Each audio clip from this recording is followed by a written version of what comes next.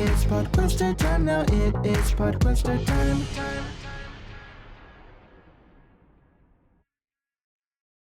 Hello, friends. Thank you all for joining us tonight. We are so excited to talk about the latest episode of Sequester Season 4, Take 2. So, Take 2. Let's go again. Did anyone say Take 2 tonight? Yeah, it was Spencer. Okay. So we did hear, I always am trying to find out who says it, but sometimes I miss it. Thank you so much for joining us, Jaylyn. We're so excited to have you. Yeah, so excited to be here. Podquester. Memory. Exactly. Well, we're really happy to have you back on here, especially to talk about this episode. I think that you and I had spoken earlier today about this being a 13-person cast instead of a 20-person cast. Yeah. And I think this is when we're starting to see that maybe the rest of the cast is noticing that too. Yeah, I feel like we got to see some people who were a little quieter and like waiting for that slow burn beginning. Like we saw a lot more Natalie, we saw a lot more Brendan, we saw a lot more Marcelo really starting to pipe up. Yeah, so I think it's going to be interesting because everybody is thinking endgame now. So who they want to decide how they're going to get there seems to be a little less on their list of priorities. Yeah. But at least they're thinking endgame to a certain extent. So we start off, and I'm just going to jump into it. We start off with Jacob Jones and Spencer both getting to go to Luxury Row. We still have not seen the house talk about Luxury Row. Right. I think the people that have gone into battles have been doing a really good job of just being like, okay, you and I know what's there, but we ain't gonna say nothing. Yeah, they're keeping it in the DL really well. But my question is, why at this point? In like when the conversations of LOSs start coming up, it's kind of weird that they're not talking, that they're not like, listen, somebody has to have an LOS, and you know how I know. Right. But they just really are not. Well, and like Brent was doing a lot of like weird double talk around LOSs, and I think maybe trying to like convince people that he did have one by being like, I'm not going to tell you. But I think what it really did was just kind of make him look untrustworthy, whereas I think Spencer could have been like leveraging that information in key ways to be like, look, I've gone twice and I don't have the LOS, which means somebody does. Right. Right. I think Spencer could definitely be leveraging this. Now, he's gone twice. He hasn't gotten anything twice. 2 things were taken before he went up there. I was a little confused. Did you understand whether or not it was replenished before he went up there? Not replenished. Yeah, so there was nothing there by the time he got there. So he was out of luck. Right. And I think it would have been interesting because like he knows that he doesn't have anything. I don't think we've seen him talk to Natalie. That could have been. No. Didn't he and Natalie and Josh talk about it? Josh and Natalie talked. Oh, right. Before Spencer came back in, they talked about like, you gotta get Spencer and be like, yeah. Because if I'm Spencer at this point, I'm going, look, I don't have any power from Luxury Row, and Josh and Jacob have also been. Yeah. Why are we not looking at them for having power? I agree. I think that would have been a great move on Spencer's part to kind of start talking about, especially because he doesn't have anything. So he does know somebody else has it. And also he, like, if they're pretending they have LOSs, now's the time, bro. Just pretend. Right. So anyway, Spencer and Jacob Jones come in, and Jacob does get something. He gets the battle match pass, battle pass, which allows him to opt out of a battle if he's chosen and choose the replacement, which is a huge, so much power. And from the way this episode went, I feel like we know who he would put in. Right, which was surprising. Yes, and we will get there. But I'm excited to get there. It's a lot of power. It's a lot of power for one man. Did it go to his head a little bit? More on that later. So Spencer gets nothing. Marcelo is incredibly excited about Jacob Jones coming back. Everybody wants the boys back, pretty much. I cracked up at Jacob Jones's show of hands. Who's excited to see me back? That was a lot. Who does that? The hubris. But also, like, I don't know that if I'm out there, I'm like, yeah, me. Even if I was one of his allies, I'd be like, boy. I feel like they went out with a lot of just like, bravado and came back in with that same energy. That's true. It's like they had 12 hours in that house, and you know what they did not do? Calm down. Nope. They said, we came in hype, we stay in hype. Right. Why go down when you could just stay out of 10? It was a lot. I mean, like, I kind of appreciated Spencer's, listen, I know they don't even like me a little more. I was like, I mean, Natalie did the same thing, right? When she came back, she was like, Oyame, shut up. Like, what we're not going to do is pretend like you like me. Jacob was like, no, feed my... I want to know. Yeah.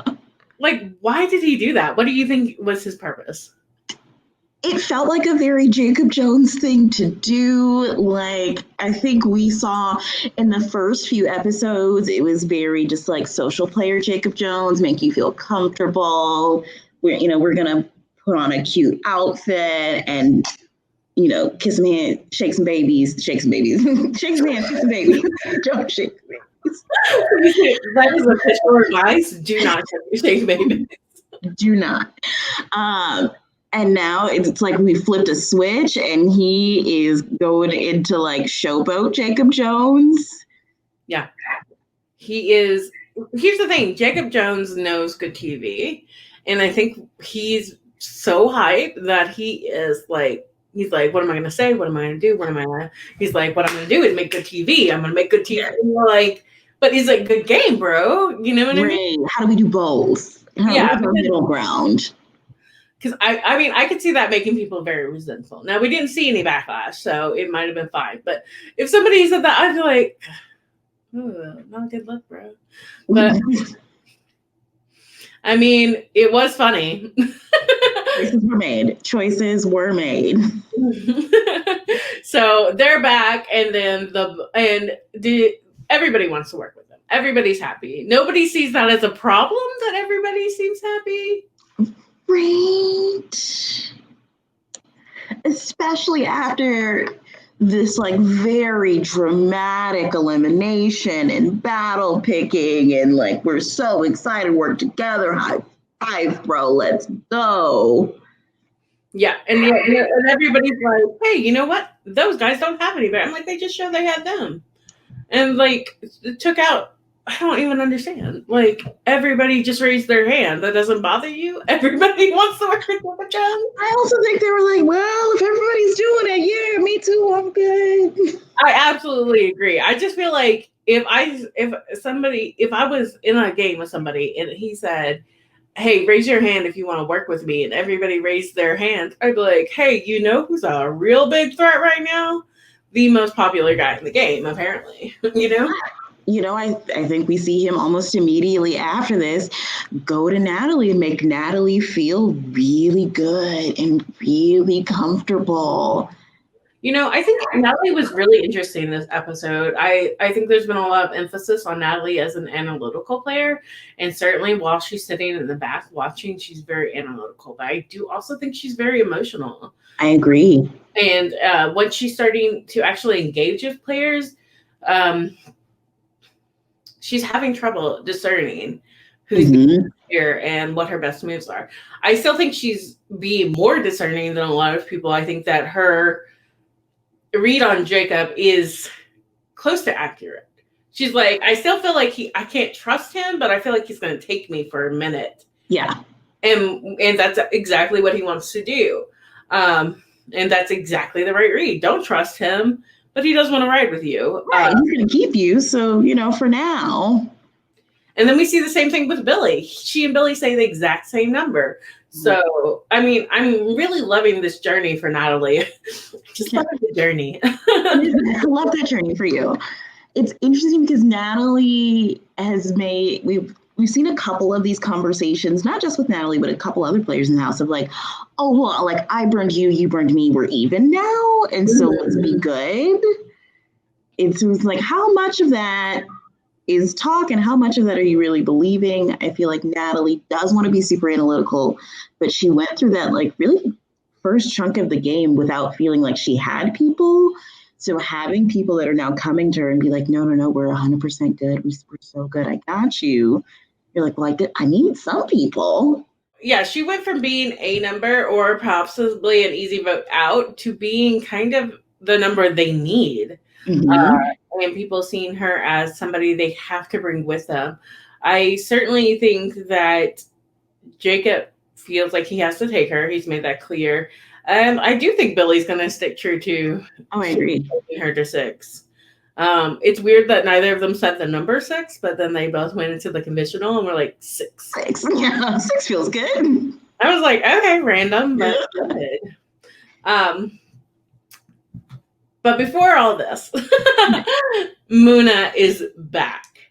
And love to see it. A very different reaction. People are apprehensive. They don't know what to expect. Except for one person. One person is very clearly enthusiastic.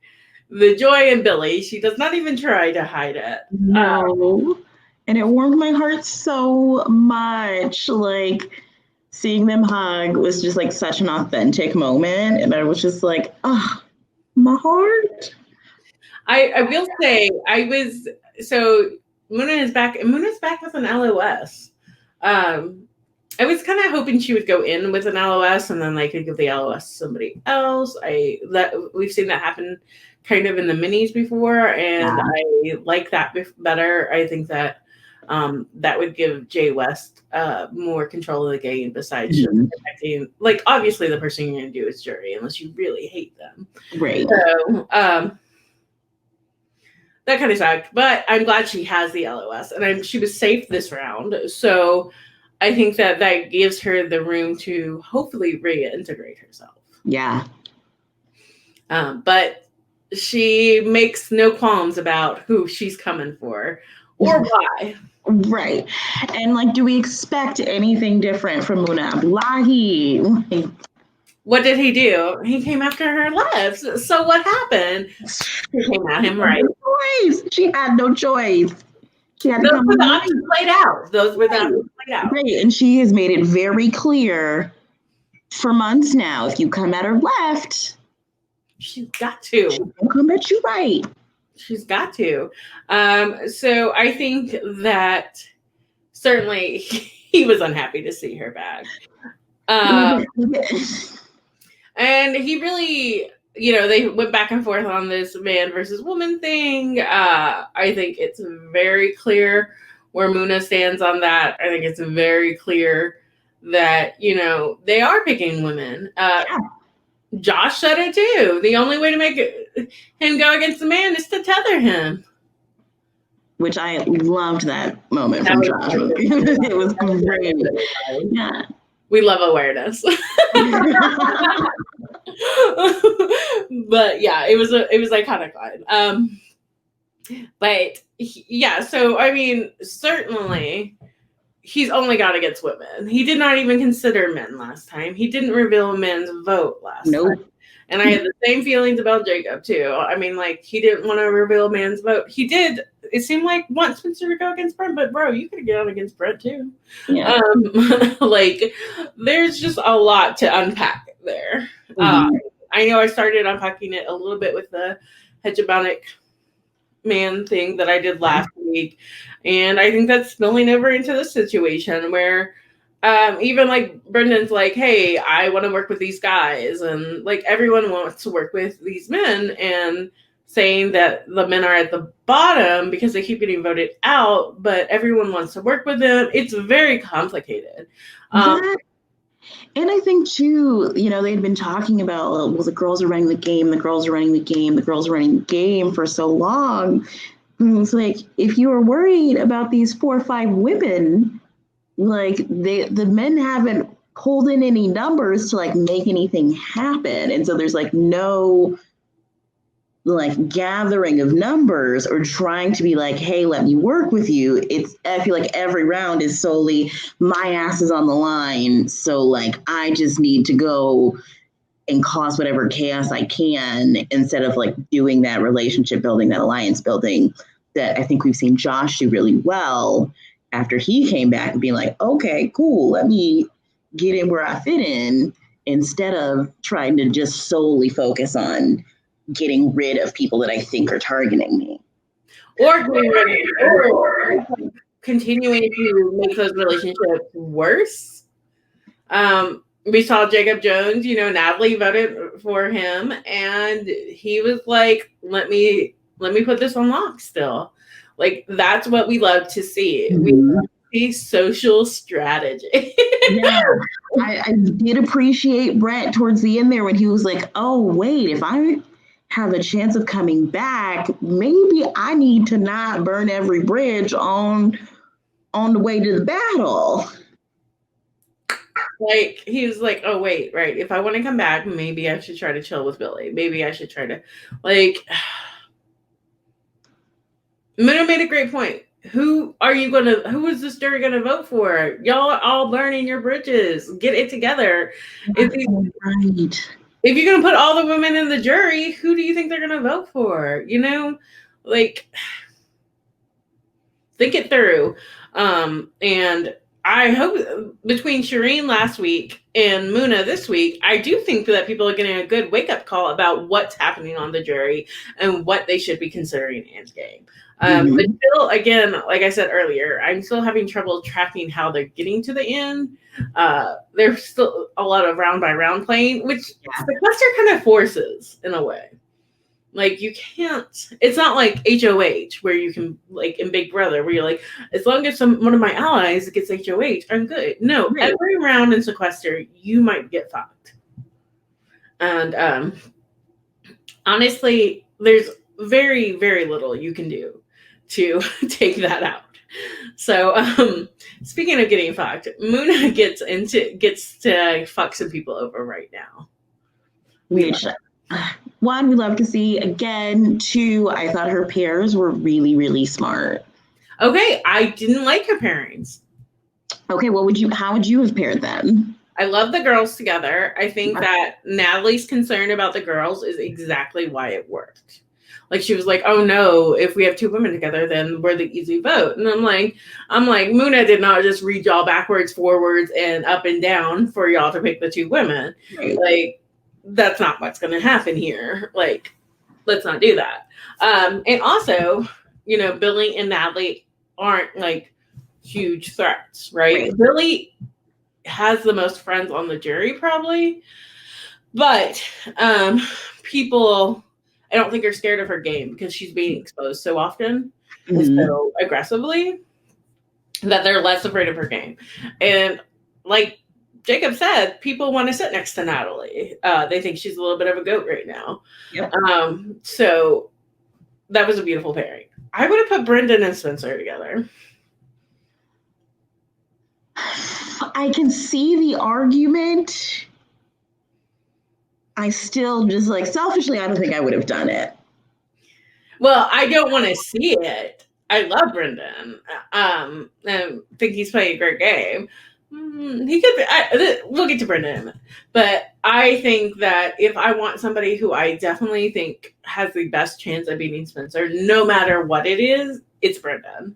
Oh, I agree on that front. But if you're like thinking about the thing that I like about a Spencer Brent pairing is just like, it doesn't really matter who wins and who loses.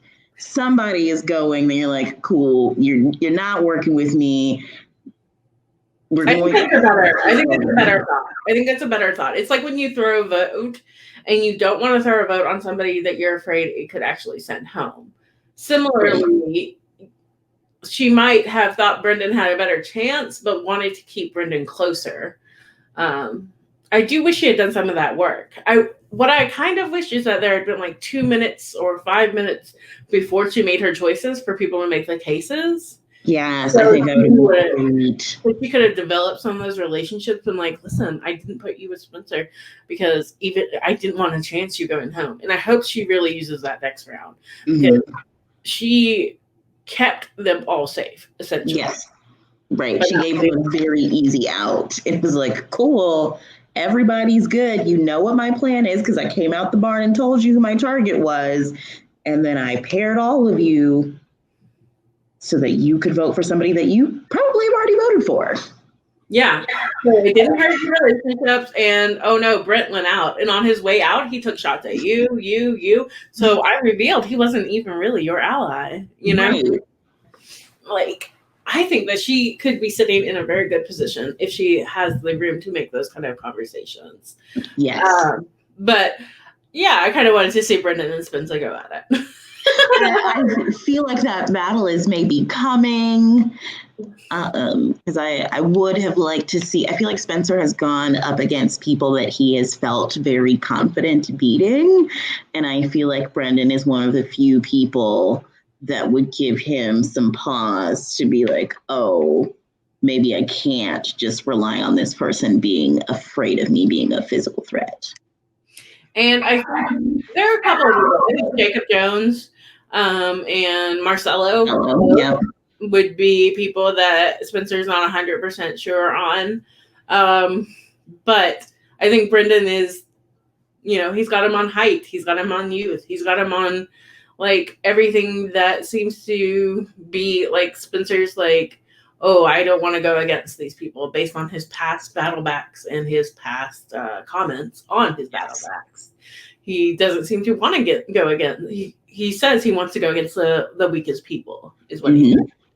And that's what Jacob said, too. Well, they're running out of weakest people. Right. And it's like, y'all going to have to, I think it goes back to Brent's argument that he made up Brent go, like, when do you want to battle these people? When do you want to vote them out? Because if you're waiting to the end, then I think that, the tethers, so we have Brent and Spencer, Billy and Natalie. We haven't talked about Josh and Jacob or Brendan and Marcelo. What's interesting is Moona said that these are based on some alliances she'd heard in the jury. So I'm wondering who told her that Brendan and Marcelo and Josh and Jacob, I can't tell if she was saying they were aligned together.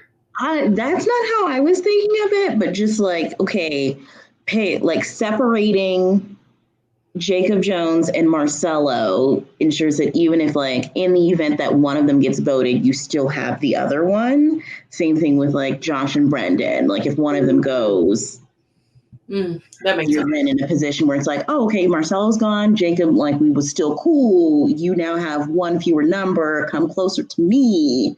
Be my friend. Yeah, I think it would have been better to do Jacob and Marcelo, though. That way you definitely split up a pair if they go in. Because this way Marcelo could go in and come back, and then you're no better off. This is true. So, I don't know. She does feel good with Marcelo. Marcelo's doing a great job of making people feel good with him, except for maybe Josh. That man called him out. What did you think of Josh's assessment of Marcelo? I mean, I think I think it goes back to what we talked about. We have a lot of players who are still playing this as a 20-person cast early game. If this were, Final 15, Final 14, textbook strategy. Lay low, right in the middle, go make some friends. But I don't think Josh is wrong here. I don't know that I would say Marcelo is, running scared per se, but is just very content to stay out of the mix and stay out of the drama. He's going around, he's making friends, he's throwing a couple votes here, he's throwing a couple there. Yeah, I think that Josh is right when he says that Marcelo is definitely not running anything. No. And that does bring us to the question of who is running shit? I think it's a great question. And I also think about who has win equity at this point. What are the moves available and who's making those moves are the questions, right? Mm-hmm. This was a really interesting round because Moona made the move. Yes. Moona made the move. There was no other move for anybody to make. If Brent had flipped that would have been an amazing move. But he could not flip. Come on. Honest to God, one of the worst. Somebody sit this man down, put him in front of the show. I don't even understand the moves that Spencer makes on any. Now, But what I also didn't understand was none of the pairs immediately said, let's get on the same page. We took a minute. We took a minute to find each other. And we're like, oh, wait, where is Marcelo? Marcelo, where you at? Because I don't always trust Brent's social game, but I do think Brent would have at least had the wherewithal to be like, hey, maybe let's not pull everyone into the dining room and then be the shit didn't they just complain about Shireen doing that? Literally. Oh, she's holding court in the dining room. She done caught everybody at the start of the round and she's telling everybody where to vote. And what to do. And I'm like, boy, what you... And then you said, I'm voting for you. And we all should vote for you. I was like, I can appreciate an occasional well-placed, I'm coming for you. And that's just what I'm doing. But at the top of the round, and then when Brendan was oh, sorry. I'm like, nah, you gotta have a reason why you're coming for somebody. And his only reason ever was because it's not me. I'm like, that doesn't convince anybody else to vote for them. That's not convincing. No, it's not convincing. I think he had a better chance of convincing Brendan to vote with him. Yeah. Than most of the other people left in the house at this point, but instead just shoots himself in the foot. I wanted a Godfrey. Moona gave us more of a Godfrey. I want his blood on my hand situation. You know what I mean? And we love it. But this whole, it's gotta be you. Well, because you're a threat. You're the threat. And also, how come everybody else is a threat besides Spencer to Spencer? That one. Two, do other people genuinely think that Brendan is a threat at this point? That's the question.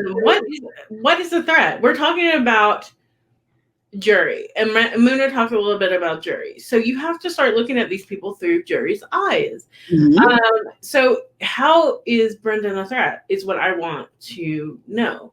You know what I mean? Do I think that he could be a threat? Yes. I mean, winner pick still. But I think that he hasn't made a move yet. And how is he threatening? Yeah, at this point in time, to be saying oh, you're a big threat to Brendan. Jacob Jones is obviously still the biggest threat. Everybody just raised their hand to work with him. Right. After his whole big show, people are still well, yeah, I mean, I did vote him out. But then he came and talked to me and I feel better about it now. So maybe I should trust him, but I don't think I should, but maybe I should. Yes, it's really hard. So he tries to throw it on Brendan and Marcelo, and Brent is dismayed, to say the least. there are a couple of things I think Brent could have done better too. Like, hey, don't leave that man alone with a whole group of people. Right. He says he thinks Spencer's a bad social player. I don't know if he thought that before everything that happened here. It's unclear because of when the confessionals were after. So I don't know. Maybe I'll ask him that if he'll do an excerpt interview. But yeah, he left him alone with a lot of people. A lot of people didn't get on the same page with him before he did that. And then they kept switching their target. And that is just... Now, I don't know if they could have done it anyway. Honestly, it was an uphill battle. Nobody had anything to lose by voting them out. They want Spencer out because he has won so many battle matches. So really, but him switching and fighting with people and pulling two people out of a room and not talking to the other two people who were in the room just all did not endear him to anyone. And he really couldn't give other people reasons not to vote for him or to vote for others. And maybe he did in things we didn't see, but I was like, the way that Brendan had to beg Spencer for another name, that was hard to watch. Brent yelling at Billy and then switching to a totally different group besides Billy and Natalie, that was weird and confusing. Like, if you already burned that bridge, then burn it down. Yeah, it was a mess. Like, Brent, is talking about how he thinks Spencer's the worst social player in the game, but like, Brent, you got the spot right above him. Yeah, I mean, like, this is a real situation of, in Arkansas, we used to say, thank God for Mississippi, because Mississippi would always like a little bit below us in any kind of like state line situation. I feel like that's Brent right now. He's been like, thank God for Spencer. He's making me look good. Like, I agree. I don't think they could have pulled it off, but I would have at least liked to see that. Like, I think if they get on the same page at the top of the round and are like, cool, we are a clear target here. How do we need to maneuver? And like, let's take a second to strategize and think about what votes we think we can get. Yeah. And I mean, like, the perfect thing to say is, Moona already has the jury in her hand. Let's not give her more ammunition. Let's not make Moona's moves. Let's make our own moves. Mm-hmm. But no, Moona sat at the table and they sat and ate at it, Right. You could have even said, okay, we know that Moona, as long as we keep Spencer in the game, Moona and Spencer are going to keep coming after each other. We already know that people are willing to go and vote for Brent. Like, we know Spencer's going to bring Moona into a battle match and Moona's going to bring Spencer in. So why vote for Spencer when he doesn't have a chance to take out one of the biggest threats in the game, Moona? Why are we letting him take out somebody who's not a big threat? Brent. And I don't think Brent was a big threat. I don't think that people were going to vote for him in the jury. No. Certainly Rachel was not. But I do think that, so it was hard to watch a little bit. Just every time they made a move, it was like, no, stop. And they got Jacob fired up. Yeah, he was real on. I noticed, though, one thing I did appreciate is I feel like people did more listening this round than they have in previous rounds of like, okay, wait, let me regroup for a second. Let me just like pause and figure out what else is happening. As well as podcast. You know what I mean? They're not like, oh, okay, well, that sounds like a good deal. I'm going to do it. Like, them coming in, Brent tried it with the reveal. That made no sense. It was a threat veiled as a favor, and it didn't work on nobody. Like, oh, just you vote for somebody else. We won't reveal your vote. It won't matter if I vote for somebody else if you're in a position to reveal my vote. Yeah, it's like, or I'll vote for you and you'll reveal my vote and everyone will know, and you can't pull me in a battle match and tell me why I care. Right. It's like, yes. I was going home. And also, they didn't hold up their end of the deal. Nope. So you're coming back in as a liar. Right. She didn't promise to do that, but you promised not to reveal her vote. And like, what if she had voted for somebody else? You screwed an ally. Right. After we just had that whole moment of like, oh, maybe I need to not burn bridges. Like, I don't 100% know who they should have, but I also don't know who they should have asked for the votes. Who cares? They all voted for you. Right. And we all knew they were wrong too. So it was kind of a moot point. But this whole, I promise you, Billy, I promise you, Natalie, I'm not going to reveal your vote. Like, stop working in threats and start working in relationships is the issue. And it's hard, I guess, when your back is against the wall. But that's why Jacob is a 2-time winner, is what I'm going to say. Because he was kind of nasty to some people. And both last time and when he and Moona got into it. And yet everybody still feels good for him. And like, you can be nasty, but you need to bring it back in and keep it tight. You got to keep it tight, y'all. Keep it together. Yeah. I think this is a textbook, putting people in those one-on-one conversations and reassuring them and making them feel good. Now, this is very much a do what I say, don't do what I do conversation that I'm having. Because y'all know me. If I can yell at somebody, I'm going to yell at them. That is an option on the table. I'm going with talking over someone. But yeah, no, I think that it was kind of hard. It was hard to watch the awkwardness. What did you think of Billy this episode? That was somebody who I was really interested in watching.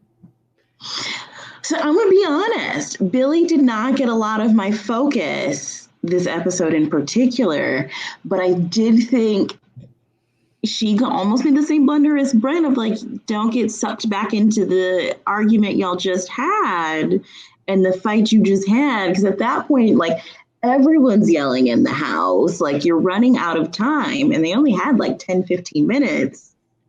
But yelling doesn't stop anything.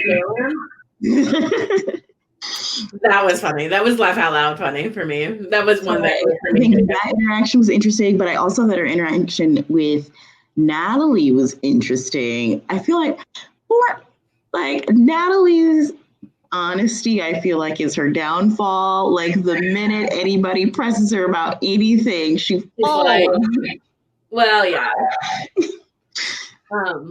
Great though, but yeah, I the fact that they only trust each other so far is the epitome of this game, where they're both like, I got you. Do you got me? Do you got me? Like, both of them just like back and forth. I am concerned that Billy's loyalty game is only going to take her so far, because he keeps saying it. And at some point you're like, well, who aren't you loyal to? Because that's what I need to know. And she's very evident with her relationships, right? Mm-hmm. She does not hide them. She doesn't hide them. And I think sometimes the way that she tries to demonstrate her loyalty doesn't necessarily translate to the person she's trying to show loyalty to. Yeah. And I think people kind of see through that a bit, like with her last vote, the self vote, and like, it's difficult to be like, okay, where is your loyalty when you're like repeatedly throwing votes? Yeah. Yeah. Now, they don't know for sure that she deserves her vote. Correct. But she doesn't have but at least her vote didn't get exposed this time. Yes. But even if it had, she voted the way she said. But she needs to like step back. The problem is, she's made it very clear that Moona's her number one. Anybody in that knows who her number one is. And she made it pretty clear Josh is her number two by yelling directly in his face that she was about loyalty. I love the girl, but loyalty, bro. She was like, I was looking around at other people. I was like, you did not. You maintained like eye contact. It was like, I just watched this documentary on Heaven's Gate, the cult, and I was like, Billy's got like really intense like vibe. So she's like hypnotizing you, brainwashing you through like loyalty. I Billy likes sin. She does not play about looking people in the eye and telling the truth. No, I swear to God, I am glad that she is like not ever gonna like. I don't need to be playing with Billy ever again. I'm not trying to. Woo. I feel like it's different through the screen. You know, you got the camera between you versus like in person. Yeah, I play a loyal game. You know I'm loyal. I'm like, okay. she was like 4 inches from that man's face. I believe you. He didn't blink though. He was just like, yeah, I totally feel that. Josh is cool as a cucumber, I guess. Like, that ain't me. I've been scared. I've been like, did I cross her somehow? Should I be concerned? Speaking of Josh, he maybe opened his mouth a little bit too much. He did, and I was very surprised at some of his confessionals and some of his takes and his reads. I was a little taken aback when he made that point about like, oh yeah, you know, I was kind of working with Spencer, was doing great. He like Spencer took out Rachel and Shireen, and like I got no blood on my hands. When I feel like Rachel and Shireen were like, oh no, we're good and fine with Josh. We're not worried about Josh. Like, we're not. That was super confusing. They like Josh, they like Natalie, and both of them thought that they were coming for them. And I'm like, so misinformation is happening, which is great. That's chaos. That's game. We love it. Right. It's spreading that misinformation. Where's this coming from? That people are like, oh no, they gotta go. Yeah. I mean, there was this like idea that they were running the game but not working with anybody. It was super confusing. So I want to know who's spreading the misinformation, because that chaos player is doing something, you know. Which goes back to your question of like, okay, if we got out all the people that we thought were running the game, or we broke up this majority alliance, who's running the game? Yeah, because y'all all still voted Spencer. If he's so bottom of the barrel that y'all keep voting him, then why? And then he comes back in and y'all are like, we want to work with him. Then why do you keep voting? Like, what is happening? There is a cognitive dissonance here that I am struggling to put together. Like, who do y'all want to work with? I need to maybe make a map. And when it feels like math. Speaking of math, Brendan's pizza math was confusing. I followed the train. So he said 10 people come over. Yeah, he said Spencer. I wrote it down. He said Spencer's the type of dude to have a pizza party with 10 people and take 5 of the slices. How many pizzas were there? I don't know how many pizzas there are, but I just feel like you go to a pizza party, you leave with 2 slices. But if you have the pizza party, no, I get it. First round, you get 2 slices. But if there are 10 pizzas, take a whole pizza, Spencer. No, I see what you're saying. Okay, I didn't think about it that way. The 10 people was confusing. I think we could have left it at, if you go to a pizza party, he's going to take 5 slices, and I would have gotten it. The 10 people, I started being like, oh, is this math? There's 10 people. Right. There are 5 slices. 10 slices of pizza. Like, what? Like, there are 80. I was like, if we have 8 slices of pizza, it got confusing. Yeah. So, okay, I'm on board with it now. I get it now, though. Now that you've explained it, I see. Yeah, I feel like, but Spencer is just like, okay, I'm gonna come in, I'm gonna try and take what's mine with no consideration with what's happening with other people or what they might want or how like we can both eat. I'm gonna just eat for me.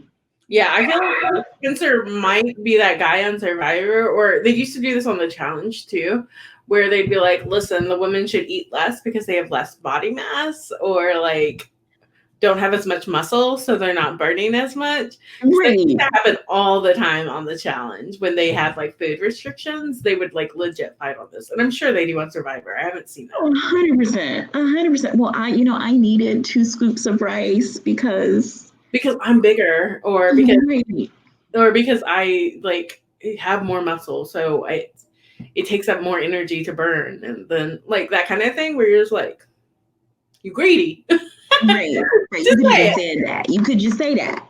Just say, I'm hungry. We all hungry. We could understand I'm hungry. What is that second scoop of rice really doing for your muscle mass? Like, So we got off on track a little bit, but yes, the math did confuse me. I totally confused. Don't bring math into this game, y'all. It feels rude. The question is, when discussing why everyone wanted to send the people in, it's weird that nobody was like, listen, we know Spencer can't pull us back into a battle match, and we want him to go. So this is just like perfect offer. Like, people had a million different reasons about Spencer, but nobody was like, hey, he's beating a ton of people in battle matches. Let's throw him to anyone we can, especially if there's no consequence to us. right. Like, I didn't get to hear a lot of strategy, I feel like. Yeah, and it also felt like everybody went and was like, cool, this is what we're doing. And they're like, well, maybe we should change our minds. Maybe we should do something else. Maybe we should go like, you know what you're doing. Yeah. I feel like if anything, this was the round to be like, okay, like what do we need to do next round? Like, we already know we vote in Spencer and Brent. This is the round to reaffirm relationships, to solidify some final fours and final sixes. Yeah. Y'all getting there. It is time to think about your path forward. Just be like, one of them is going to go, the other one's next. Let's just vote the other one in next.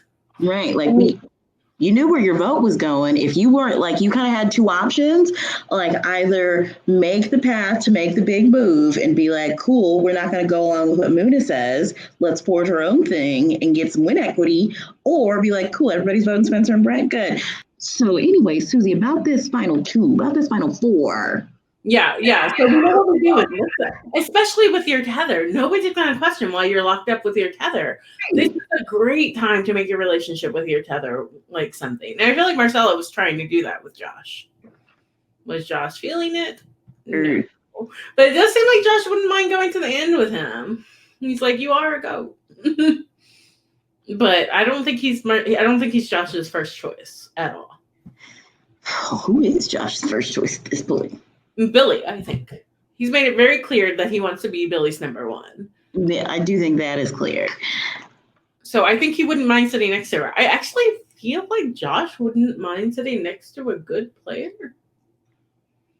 Everyone's talking about the GOAT they want to take to the end, and Josh is like being very dismissive of Marcelo here.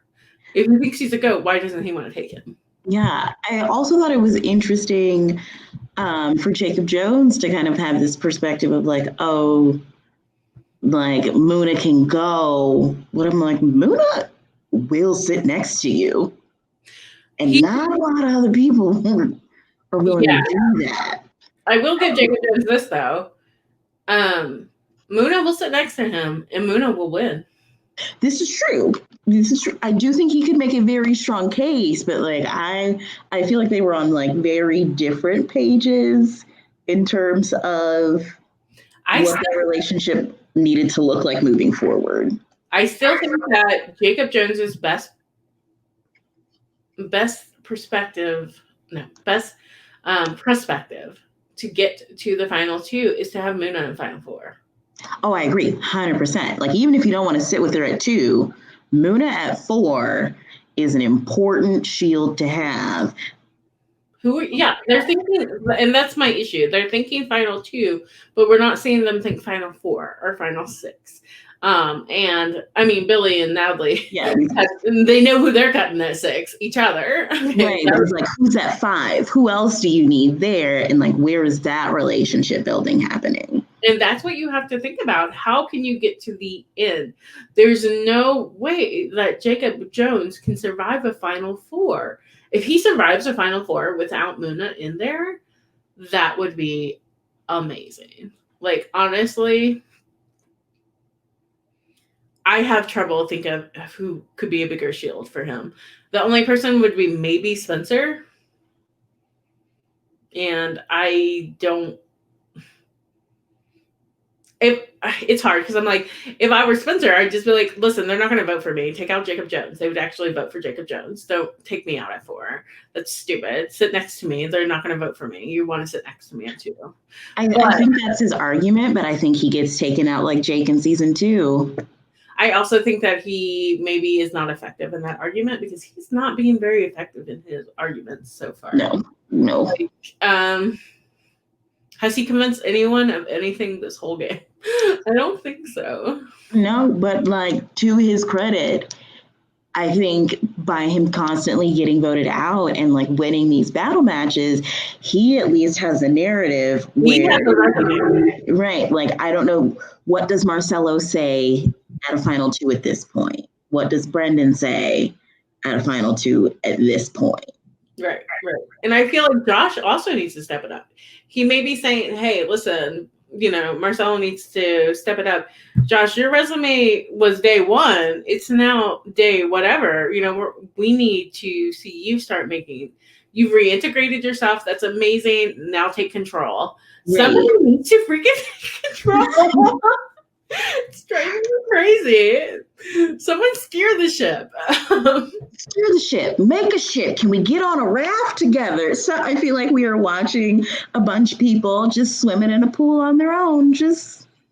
And also they keep saying, like, there was a point where, like, I think Josh, Brendan, and I think maybe Spencer and Brent, I'm trying to remember, but they were talking, they're trying to get out big threats. And I'm like, who's a big threat left? Like, so basically you're saying the people who are not big threats are Natalie and Billy, because they're the only 2 who are not in that conversation, and also or at least the only pair not represented in that conversation.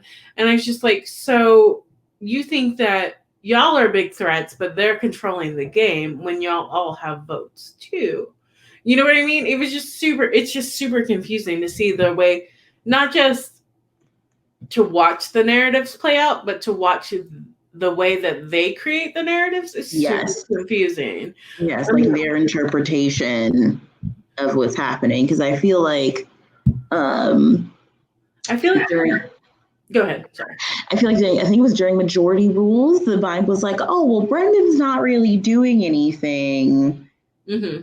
He's not really controlling anything, which I think Brendan was at that point in time doing a good job of really kind of having his hand in every single pot.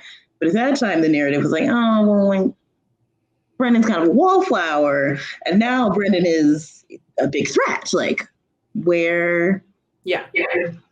What are people interpreting as a threat? And like, what is that based on? Mm-hmm. Is it I also feel like they are, I don't know. I'm just worried. I feel like there's going to be a final 2 speech, and I'm going to be like, did that happen the whole time? Like, you know what I mean? They'll be like, I was a huge threat from the beginning. And I'm like, or they're going to be like, I was under the radar the whole time. I'm like, were you? Like, I feel like whatever narrative comes forward, I'm not going to understand it. Like, I'm a little confused as to who is running and what.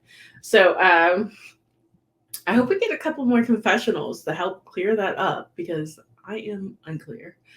We need more confessionals. I also just want to see more strategy and just like forward thinking.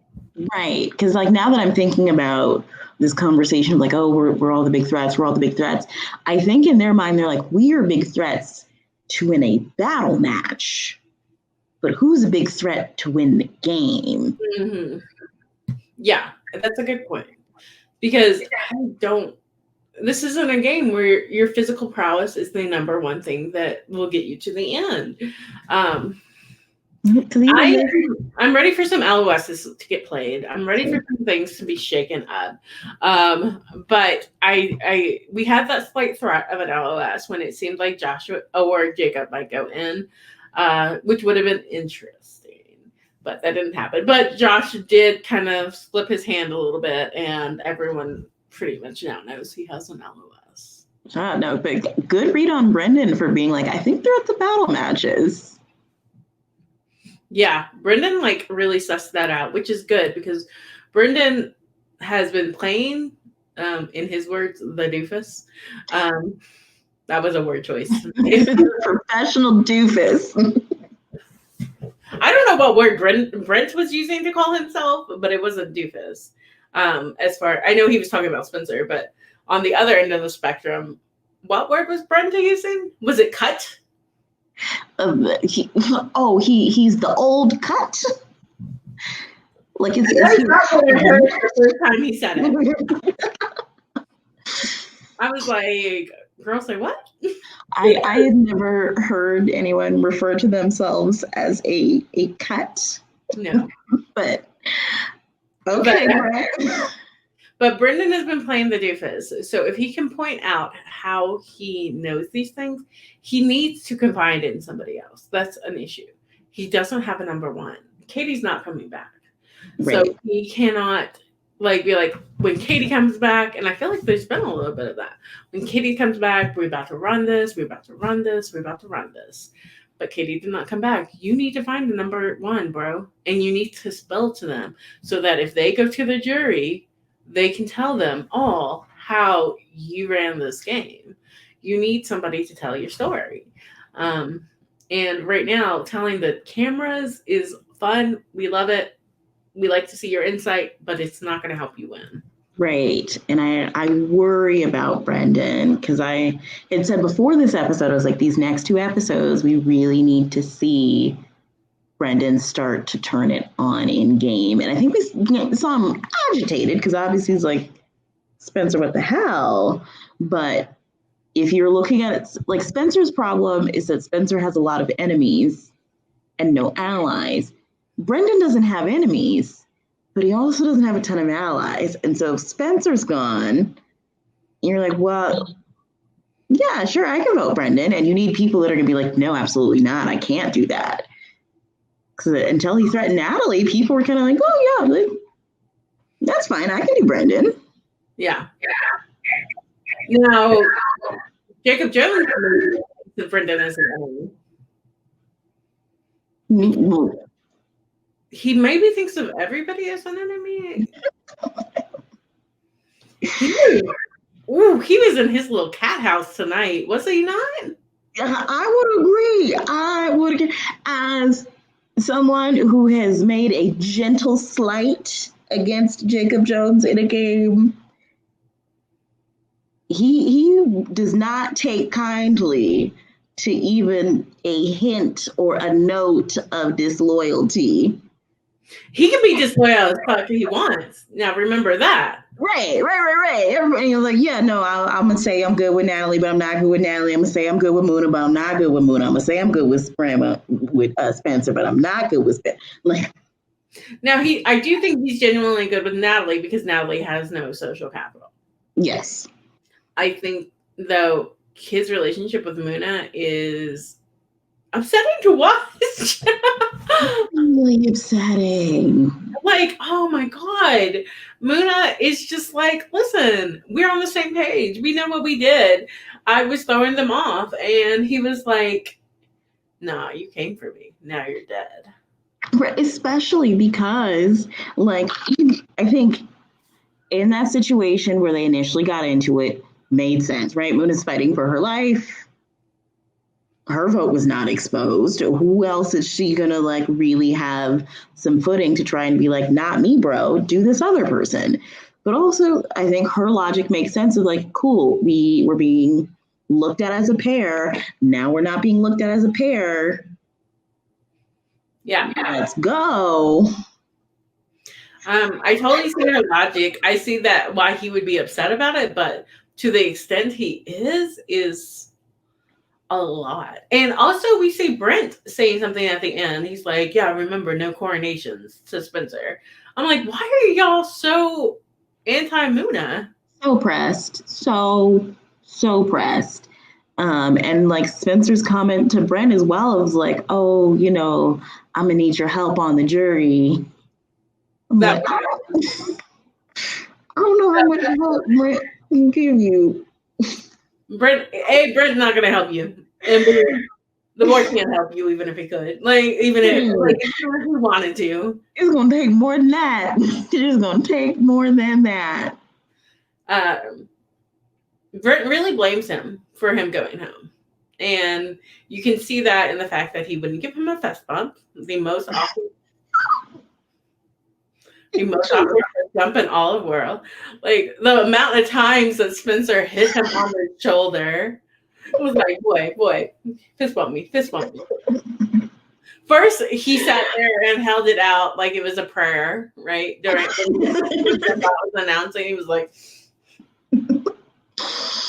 I was like, it's too late for that. But it was. Spencer was like, thought it was gonna be like him and Jacob again, where it's like, that's right, high five. and we're like, it is your fault I'm here. Well, I mean, when he gave that confessional, he was right, where he was like, I'm completely screwed here. I can't I don't have an LOS. I can't threaten anybody with a battle match. Like, no one else has any incentive, really. To not vote for me. Right. And so he's like, I have no leverage. And my partner is out here pissing people off. I mean, he was so mad. So I hope we get some jury house, because I'm interested in seeing how those jury members live together. I would love to see their reaction to Brent. Yes, and also, will Brent have any influence or try to influence them? I don't know if he's pro-Spencer. I mean, like, he gives them a attaboy on the way back in, but he doesn't think Spencer's good at this game. So I can't see why he would promote Spencer above people who are good at this game. Right. Can we also talk about Brent's speech? We do. We need. Can we talk about the jury first? The jury were living. They were giving us looks. We love to see it. And they were giving us reactions, including during Brent's speech. Like, I love those black masks. I think they look crisp, but I would have paid good money to see some of these facial expressions. They were like falling out. There is no denying that Brent has brought a lot of publicity to Sequester. Yes. He covered it on Rahab. He, brought Taryn in on it. They had the Rahab Mini that happened that brought a lot of people in, and they continue to watch some people because Brent is on Sequester, for sure. Right, absolutely. I don't know if it helps you to build a relationship to say, thanks for being part of my journey and for letting me push you. Right. I really did this for you because I knew, Suzi, that nobody was going to watch the show for you. They watched it for me, but now they know who you are. I gave you fame. You're welcome. People probably follow you now. Yeah. Jacob Jones was like, this kiss assery. And I was like, he's not kissing ass. He's kissing his own ass. Great. And it's just not reading. I was just like, not these ratings again. Not the rating again. So, yes, it was a long speech. It was a speech that was definitely...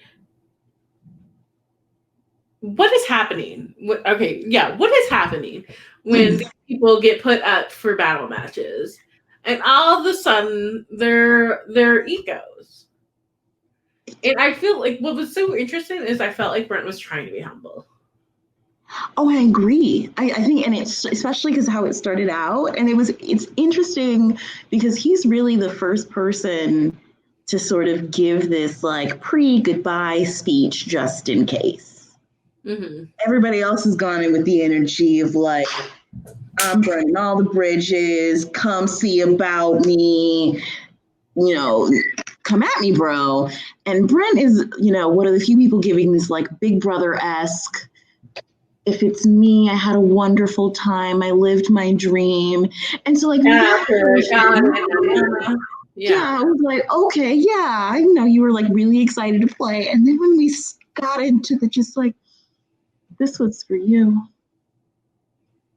Yeah, I was like, you are not like, he's just not endearing himself to the players. No. And he didn't come back in, so it's not an issue. But I think he has to also remember he's doing that in front of the jury. I think his heart was in a good place to say, hey, listen, I came to play because I love Sequester. I love singing. I love Audrey. I love Rehab. And I'm so glad that I was able to make this journey together and that we were able to grow. And I know some people maybe started watching because they know me from Rehab, and I hope they keep watching just like they started watching because they know Shireen from Survivor, just like all the other big brothers and the players in the past. I mean, just like anybody who had a following already. I'm not the first, but I hopefully will be the last big name to be on this show. And I'm so glad that we were able to do this together. And I hope that Sequester continues. And I'm so glad that I was able to contribute in any way. That is what he meant. Yes. What he said was, y'all lucky I brought attention to your name because ain't nobody heard of Moona. Right. You're welcome, peons. He said, and now nobody's even gonna watch. Oh, it hurt my heart. It hurt my heart for somebody to say it. So I was like, words matter, and how you say them matters. Yes, because I feel like if he had come back, that would have not been good for him being able to build and further any other relationship. Like, I feel like he's had some good moments. He had some bumbles, but like that was not it. The key word for Sequester season is hubris. So many people with their hubris out here swinging around saying, hey, look at me. I'm a big threat. I'm good at this. I'm good at that. And like, get y'all some of Jay West's gear. Get some humble. Where are the humble pie stickers? He actually did give them all humble pie stickers. Oh, that's cute. I like that. Yeah. I hope they look at them and reflect. Yeah, so maybe take it to heart. Think about it a little bit. But yeah, I don't think that's what he meant. But boy, Brendan's reaction, he was real. Brendan is a very reactive person. It's almost weird that nobody's reacting to Brendan's reactions because they're so big. Like, he's like, now people know you, Brendan. Brendan's like, what? He like threw his neck out. I was like, the fact I would have been like, what's going on with this dude? He is really mad at Brent, I guess now. Like I feel like that was such a clear example of intent versus impact. Like, I know where Brent's heart was, but just we needed some of that like Sarah McLachlan music behind it. Like, I felt like, this was like the sad speech before he was taken off. In the arms of angel.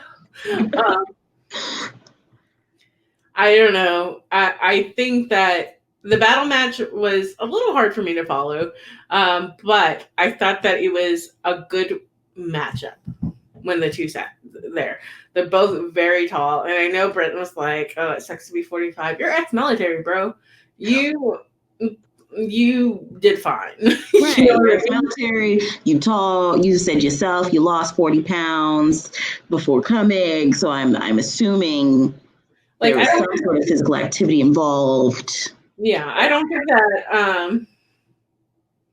Yeah, I mean, he lost by a little bit. It wasn't like it was a blowout. It wasn't. It was just a normal loss. I think that his age. I mean, being 40, being older than a lot of these players, I would love to use that excuse. But I think that he did himself fine. So I mean, he had it there until he dropped the rope. Yeah, he was doing good for a really long time. Yeah, I was like, okay, maybe Brent does this, because I do think that could have been a spicy, fun moment.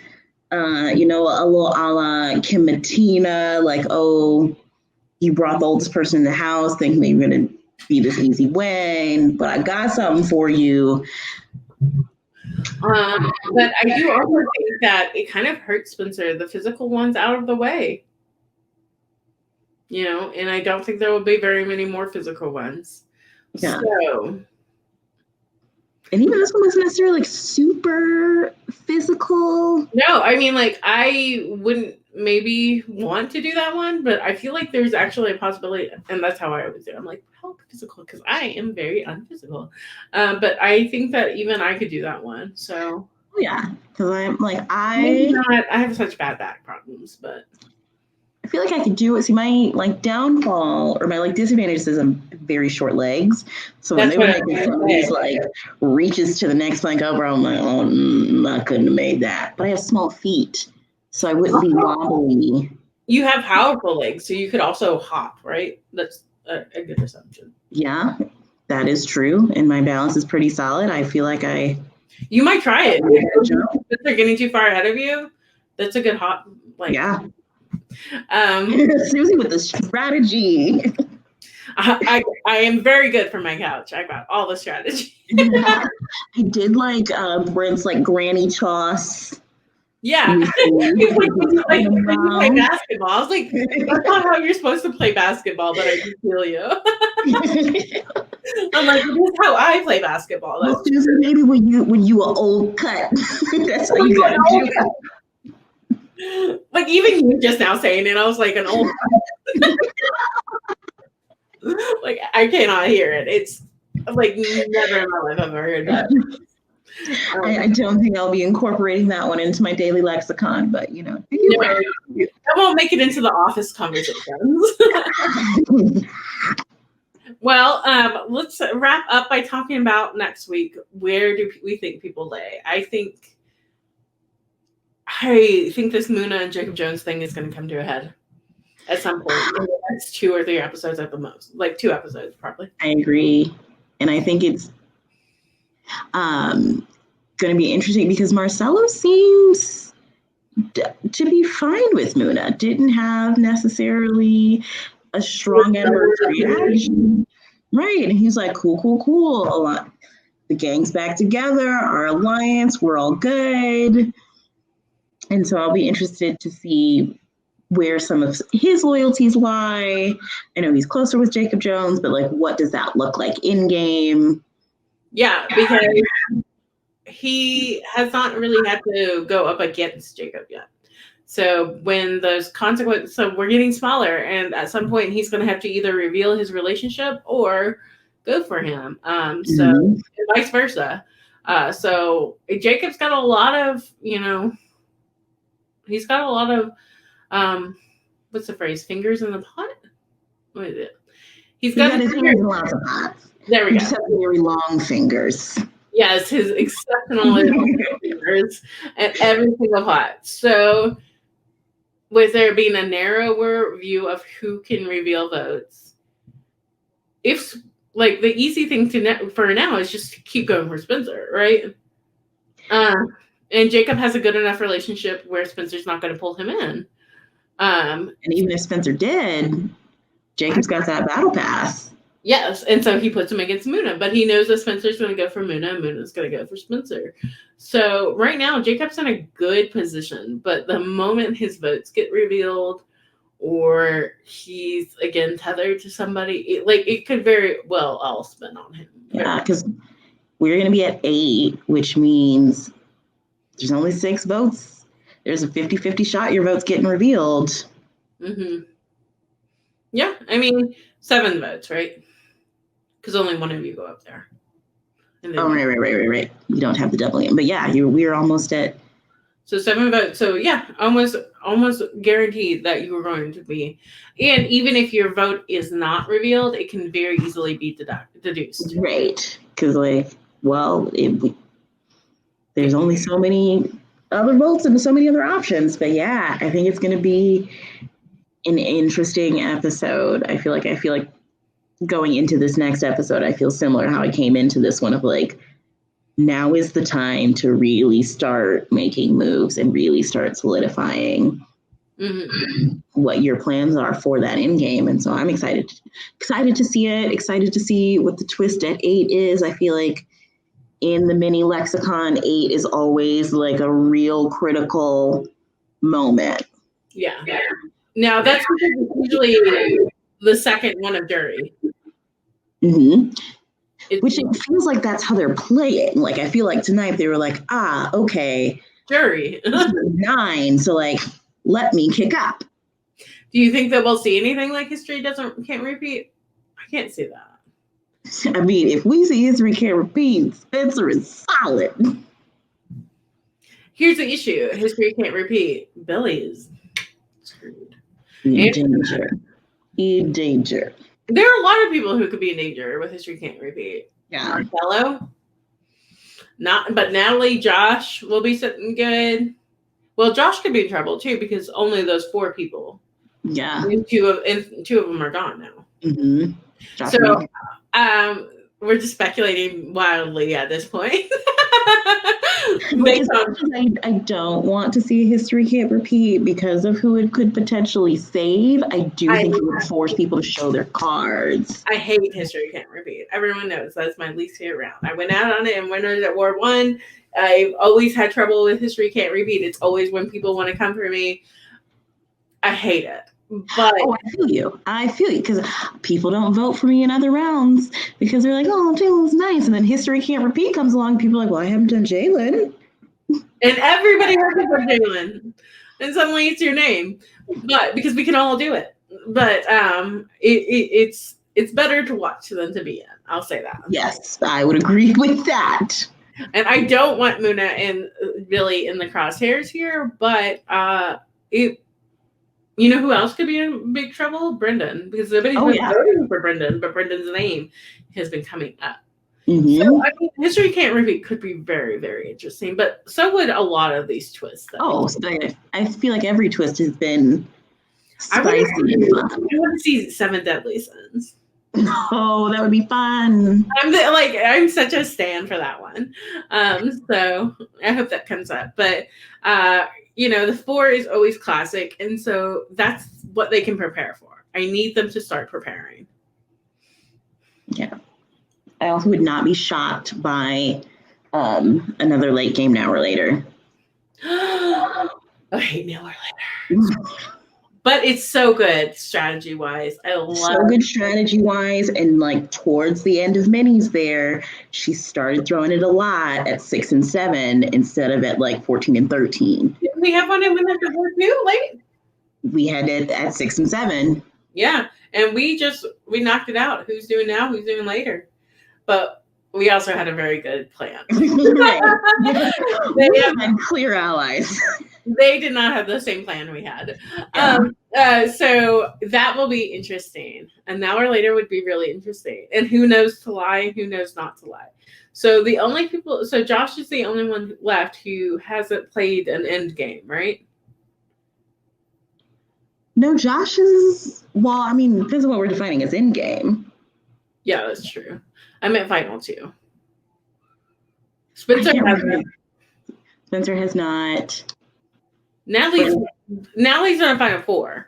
I believe so. Yeah, Natalie's gone deep a lot of times. I know. People keep acting like Natalie doesn't know anything. I'm like, this girl has played so much more than Moona. She's played more than Jaylyn Jones. She hasn't played more than Moona. She's played 1 less than Moona, but like their records are almost identical.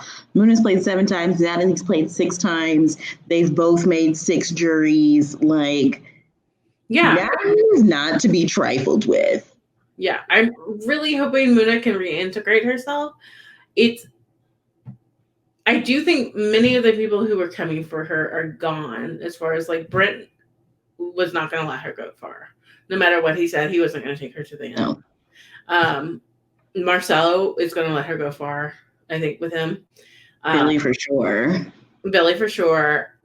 Jacob Jones, unfortunately, is the one that is coming for her. But I think if it weren't for him, she might be sitting kind of pretty because Spencer wants her out, but he doesn't have any social capital to make it happen. And I think if he hadn't burned Brendan, that could have been a pathway. Because like Brendan's a smart player. Brendan doesn't want to sit next to Moona in a final 2. But right now he doesn't really want to sit next to Spencer either. But Moona's not coming for him, so he's going to let Moona ride a little further than he's gonna let Spencer ride. So we'll see. We'll see what happens. We'll see what happens. I don't know. Maybe Spencer will turn it all around. Maybe Spencer makes some friends in episode 6. And somehow gets the jury to love him. He gives him a Captain America speech. And they are touched. Yes. I don't know. I'll be tuning in, though, for sure. Same. All right. Well, then, any last thoughts before we wrap up? I just want to say this episode cleared my skin. I feel like I'm going to sleep really well tonight. And I'm just happy to continue to see powerful women in the game. I wore my Dick Isn't Tiny sweatshirt, partially as homage to Katie, but also just to like all of the badass women we got to see this season, and that we continue to see that like these are not women that were selected just to like stand around and be pretty and be models. So they're all stunning, gorgeous, like incredible players. We've gotten to see such great gameplay from the women, and I hope we continue to see that. Yeah, I like to not being intimidated by these threats. You know, it's like Brent was like, I won't reveal your vote. And Natalie was like, let me think. Reveal my vote. I don't care. And we love it. It's always beautiful. Yeah, I think that, you know, Billy's name still not coming up is so weird and interesting. They want to talk about her at the battle matches, but they don't want to talk about her during the vote session. Right. So let's reveal her vote, but we're not going to vote for her. We're just curious about what she did. Yeah, it's really interesting the way that's going. Who people want to battle match and throw out during that time versus who they want to vote with are never the same people. Nope. That's what makes it so confusing. Mm-hmm. But we'll see how it goes. Yeah. We will see you next Sunday at 9 p.m. Y'all. That's TR doing the music, the Podquester. I think you should just do it. Like that should be the outro music. No.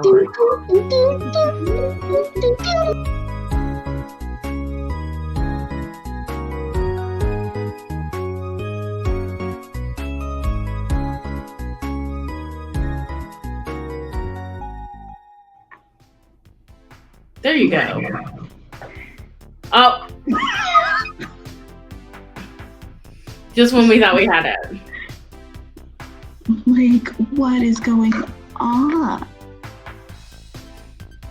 What is it doing? It's going very extreme. Right. I feel like I'm on Charlie and the Chocolate Factory when he's like, Violet, you're turning violet. Oh, yeah. Except I'm like turning orange. Cause like we have gone back several years in time here. Like my quality next to your quality now. I do look good now. Like this is what like the first season of Survivor was about, this video quality.